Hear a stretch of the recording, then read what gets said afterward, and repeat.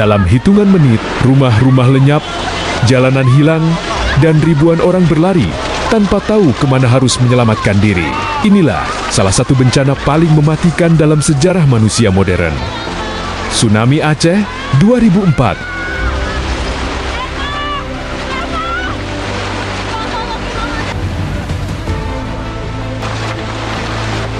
Tepat pada hari Minggu 26 Desember tahun 2004, pada jam 7:58 pagi hari, terjadi gempa megatrust dahsyat di Aceh.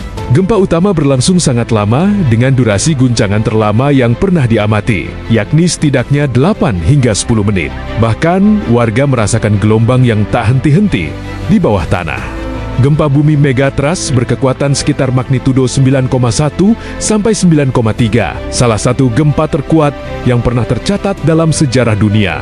Gempa ini disebabkan oleh pelepasan energi dahsyat akibat subduksi atau penunjaman lempeng Indo-Australia ke bawah lempeng Eurasia, khususnya mikrolempeng Burma di Samudra Hindia. Tumbukan ini menyebabkan dasar laut naik secara tiba-tiba sepanjang 1.500 km, memicu gempa magnitudo 9,1 sampai 9,3 serta tsunami dahsyat. Akumulasi tekanan yang menumpuk berabad-abad akhirnya terlepas pada 26 Desember tahun 2004. Saat gempa utama berhenti, warga masih berkumpul di depan rumah masing-masing. Mereka mengira semuanya telah berakhir, hingga air laut tiba-tiba surut jauh ke tengah laut. Laut di sepanjang pesisir Aceh mulai menunjukkan tanda-tanda aneh. Banyak warga malah datang ke pesisir pantai melihat fenomena ini. Bahkan banyak turis yang masih bersantai di pinggir pantai. Mereka sama sekali tidak sadar bahwa bencana besar akan datang ke hadapan mereka.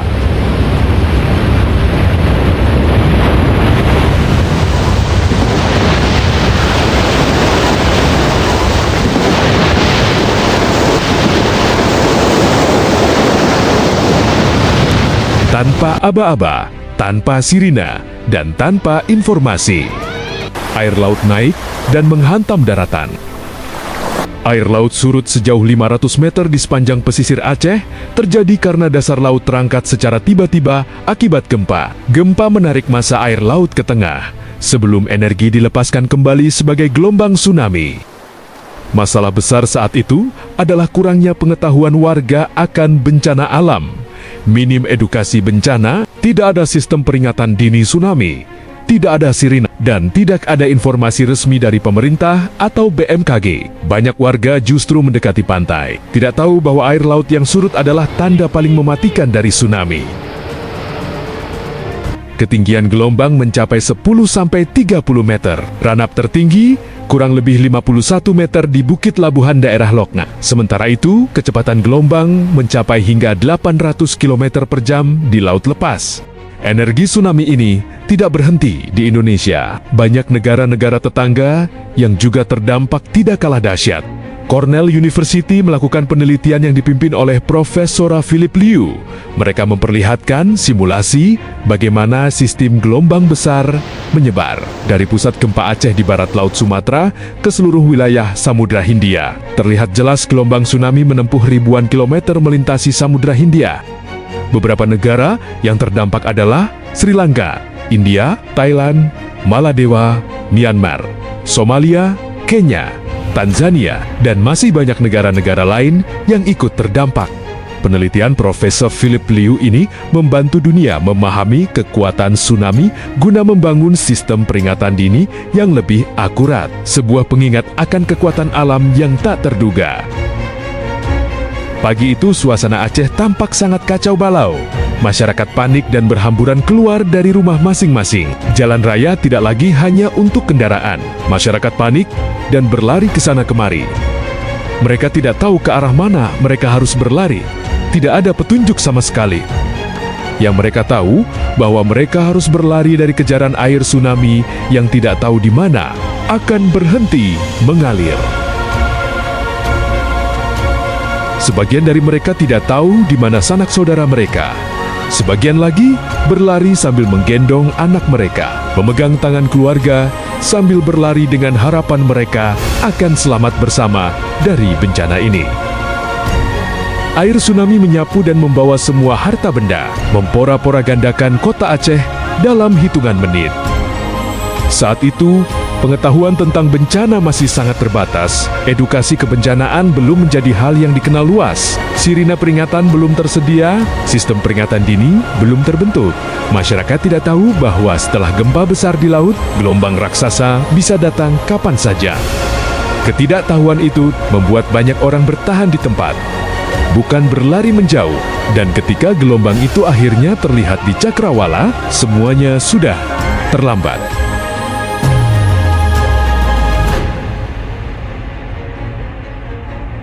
Tragedi ini mengajarkan satu hal penting bagi dunia, bahwa bencana alam memang tak bisa dihentikan. Tetapi pengetahuan bisa menyelamatkan ribuan nyawa. Karena dalam bencana, yang paling mematikan bukan hanya gelombangnya, tetapi ketidaktahuan.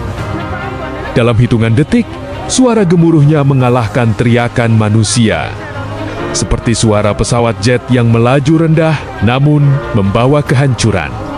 Sebagian menjerit memanggil keluarga, sebagian membeku di tempat. Tak percaya dengan apa yang mereka lihat, dan ketika gelombang itu tiba, ia tidak datang sebagai ombak, tetapi sebagai banjir raksasa yang menelan segalanya.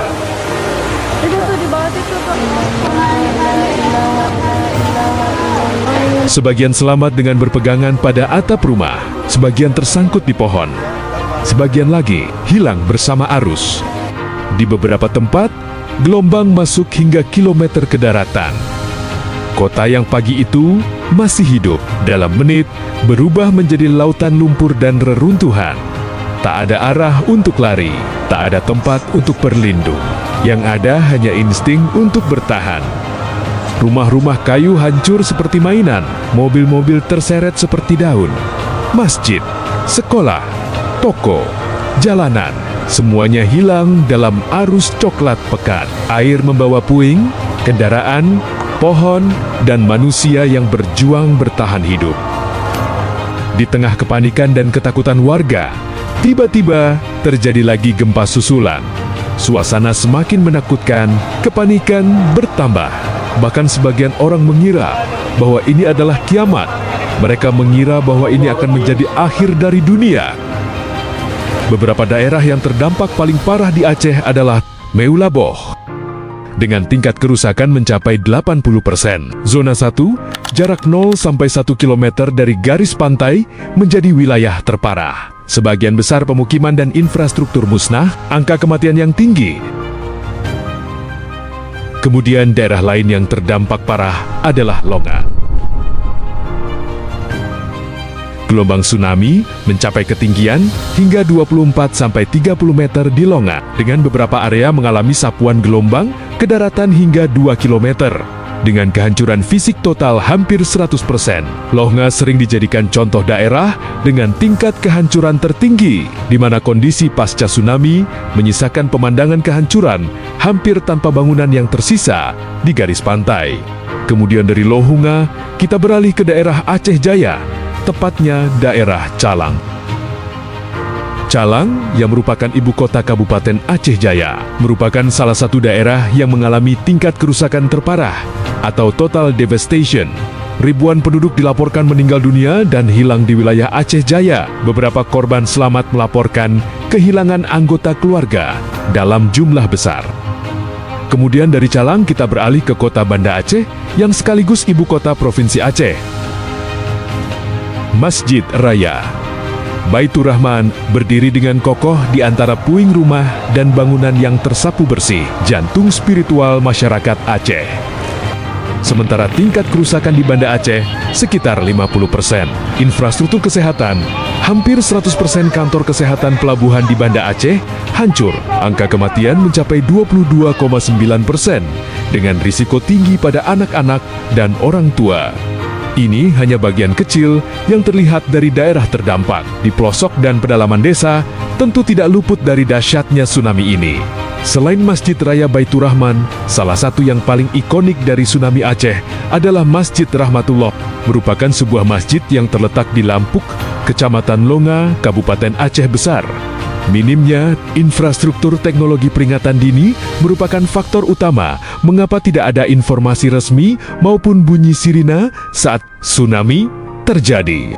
Badan Meteorologi dan Geofisika yang saat ini menjadi BMKG, menyatakan bahwa sebagian besar seismograf yang dimiliki saat itu masih bersifat analog, sehingga menyebabkan analisis lambat. Petugas membutuhkan waktu lebih lama untuk menentukan kekuatan gempa dan lokasinya secara akurat, sehingga jeda antara kejadian gempa dan informasi yang keluar terlalu lama untuk melakukan evakuasi. Sistem yang dibangun saat itu tidak memadai untuk ke sana.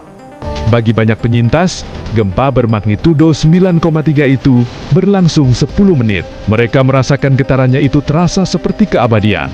Getaran tanah begitu hebat hingga membuat siapapun yang mencoba berdiri langsung tersungkur kembali ke bumi. Rasanya bukan lagi seperti guncangan, tapi seolah-olah tanah di bawah kaki bergerak bergelombang dan tak henti-henti. Di tengah guncangan yang tak kunjung berhenti, banyak warga berpikir bahwa kiamat telah tiba.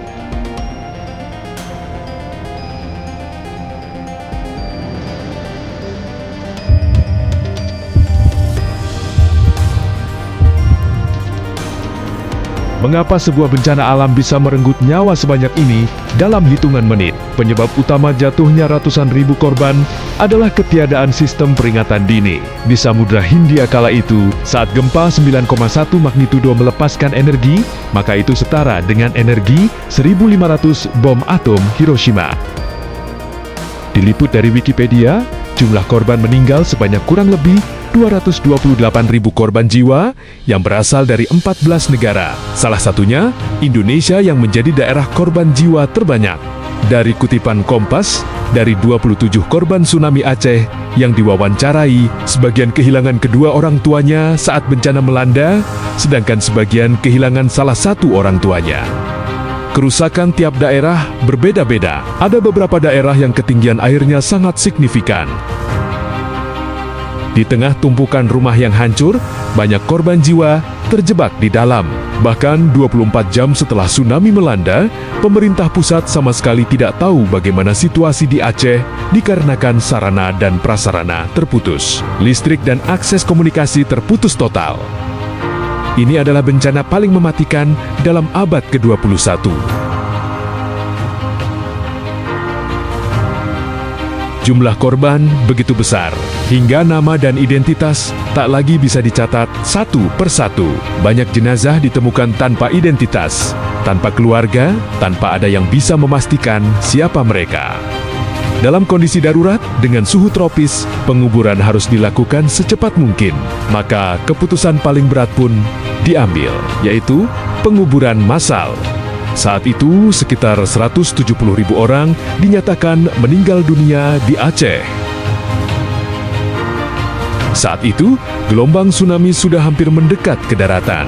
Seorang penyintas yang sedang berada di tengah laut masih sempat merekam betapa tingginya gelombang air laut yang bergulung sangat cepat.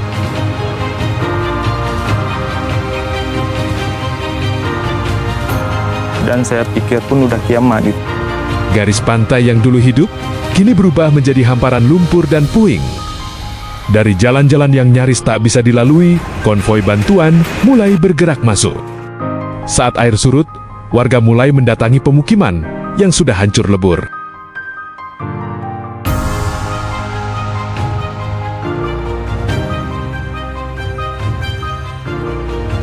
Dari berbagai liputan, sebanyak 53 negara tercatat memberikan bantuan kemanusiaan, rehabilitasi, dan rekonstruksi saat bencana tsunami Aceh pada 26 Desember tahun 2004.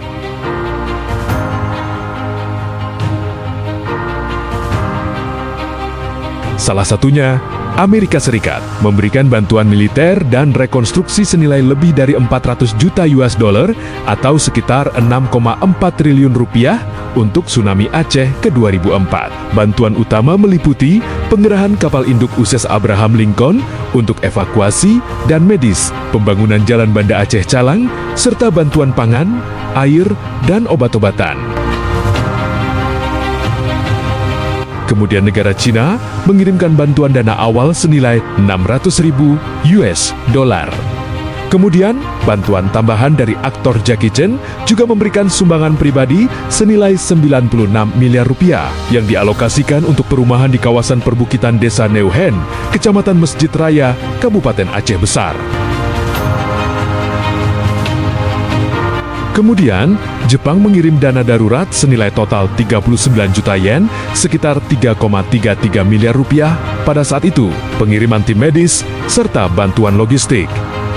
Kemudian negara Australia mengirimkan helikopter digunakan untuk menjangkau daerah terpencil, mengangkut korban luka, mengirim logistik ke wilayah yang tak bisa dilalui jalur darat. Dalam waktu singkat, Aceh menjadi pusat operasi kemanusiaan terbesar di dunia. Inilah salah satu respons bantuan internasional terbesar dan tercepat dalam sejarah bencana modern. Bantuan internasional terus berdatangan, Belanda, Jerman, Inggris, dan masih banyak negara lain lagi yang datang membantu Indonesia mengulurkan bantuan kepada Aceh.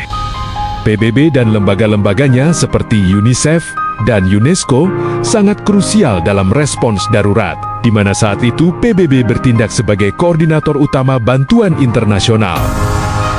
Saat itu, pemerintah Indonesia menerima dengan terbuka. I have to thank the international community. They were in week 1 already in Aceh. Saat itu, Presiden Susilo Bambang Yudhoyono memutuskan untuk menerima bantuan asing dan membuka wilayah Aceh bagi komunitas internasional.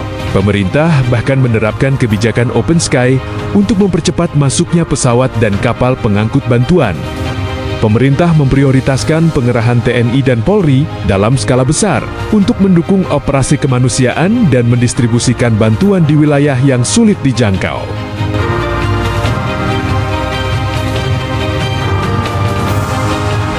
Dahsyatnya, kerusakan yang digambarkan oleh PBB sebagai bencana kemanusiaan terbesar yang pernah melanda Indonesia segera mengundang perhatian global. Gambar-gambar apokaliptik dari Aceh menyebar ke seluruh penjuru dunia, memicu gelombang simpati yang belum pernah terjadi sebelumnya. Apa yang dibangun selama puluhan tahun dihapus oleh laut dalam hitungan menit. Garis pantai berubah bentuk, kota dan laut seakan menyatu tanpa batas. Namun, saat tsunami melanda Aceh, wilayah ini tidak hanya sedang menghadapi bencana alam. Pada saat itu, Gerakan Aceh Merdeka atau GAM masih aktif dan beroperasi. Conflict between the so-called Aceh Independent.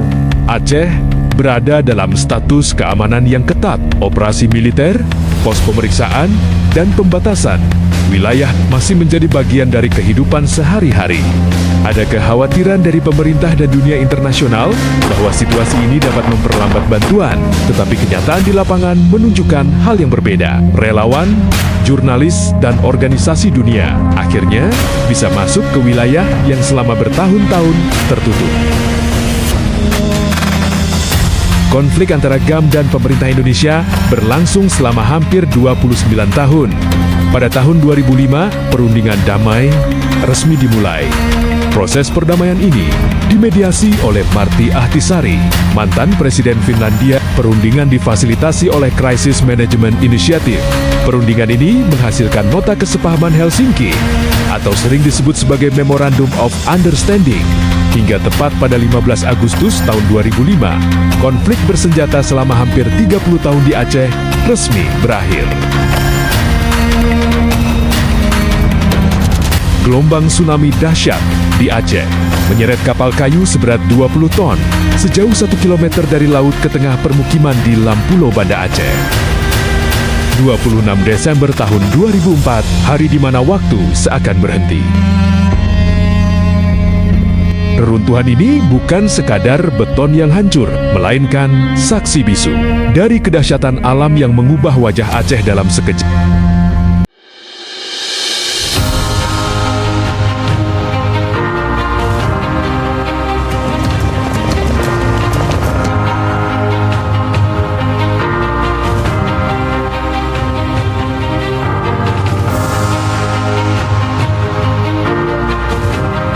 Dan mereka yang bertahan harus belajar hidup di atas kenangan yang runtuh. memulai dan membangun kembali dari nol. Tsunami ini kini menjadi bagian dari sejarah Indonesia.